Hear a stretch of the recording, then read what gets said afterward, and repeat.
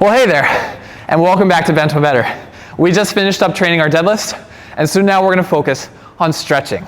We want to make sure that we spend time stretching all of the major muscles that we use for our deadlifts today.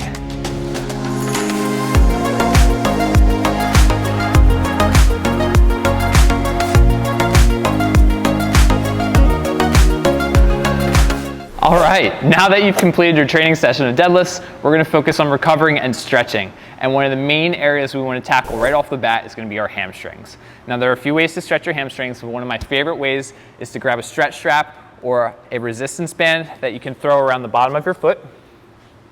Lay back into a backline position here. Pull your foot up as far back as you can go. What you do with your knee here will affect the stretch. So a straighter knee, you will likely feel this running all the way from the middle of your thigh down the back of your leg. Bending your knee in a little bit more will allow you to pull that leg back just a little bit more and focus that stretch more so on the hamstring. At the end of the day, you want to try and tackle both of these muscles anyway, so maybe leaving your knee in a soft bent position, so not perfectly extended straight, but somewhere in the middle there, is going to allow you to get a stretch here and here at the same time. Now, if you need to, you can also flex your ankle and extend your ankle a few times to soften up some of those tissues in the back of the leg so that while you're holding the stretch, it doesn't feel quite as intense at first. If you're feeling shaky, this is also another good thing to do here to try and reduce those shakes. Once you find that maximum stretch position where you feel lots of tension in the back of the leg and it feels very manageable to hold that in place and you can breathe, you want to try and focus on holding the stretch for about 45 to 60 seconds on each leg. So right now, we're finishing off this stretch, and as soon as we're done, we're going to take the band over and stretch the other side. Now you can also take that bottom leg here, that free leg, and straighten it out for a greater effect. Just be careful here. If you start to feel any kind of sensation of discomfort in your low back from your leg being out in the straight position, go ahead and pull that leg back in to support a better neutral pelvic position so that you don't put as much strain on your lower back. One of the other very big areas that we're working when we deadlift are our glutes. And so we want to spend the time to recover and stretch our glutes as well. And there are two positions we want to focus on when we stretch our glutes. I'll show you both of them here in just a second. To get set up, get yourself situated near a wall where you can put your feet up for support. You're going to lay down flat on your back with your feet starting up on the wall and your knees at about 90 degrees to start. We're going to take one leg and cross it over into a figure four by taking that ankle behind that thigh on the other side. And to find the stretch, you can take one hand here and press that knee toward the wall and take the other hand and start to pull that ankle toward you. And focus on keeping the back side of your hips down against the ground. If you allow that butt to pop up or if you allow that backside of the hip to really come off the ground and rotate, you're not going to get that same effect on your stretch. So by actively pulling those hip bones toward the floor, you can really intensify this stretch without needing to scoot any closer in. Again, if you don't feel that, just move another inch in toward the wall and try again. Now, before you stop stretching on this side, you want to take that leg, cross it completely over, and close the gap that you have between your legs. Pull that knee toward you. Now your foot might come off the wall like mine is. If you feel like you still need that support, just scoot in a little bit closer to the wall so that you can still leave it there.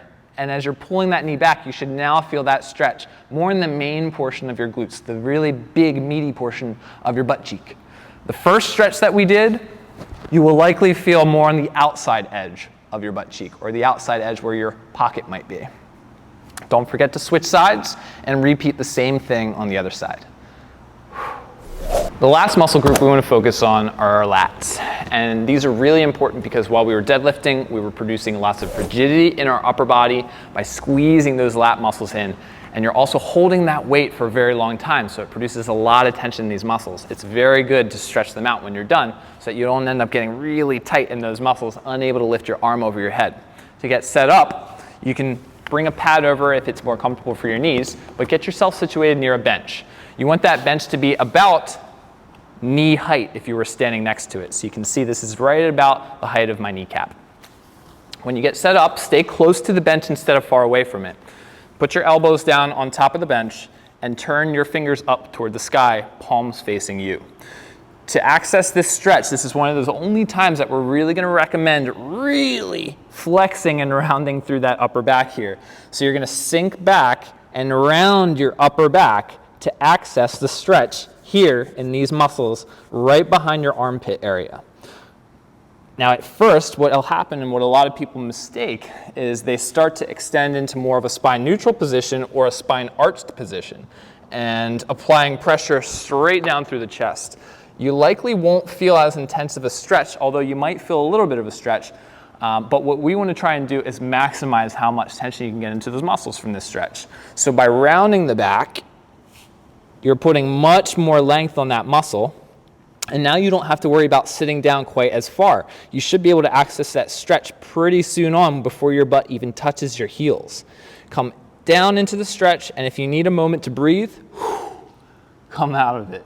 Now you should be breathing the whole while you're stretching, but if it's a lot of intensity for you, back off, take a minute to catch your breath, reset your position if you need to, and get right back into position, keeping your fingers up and palms facing toward you.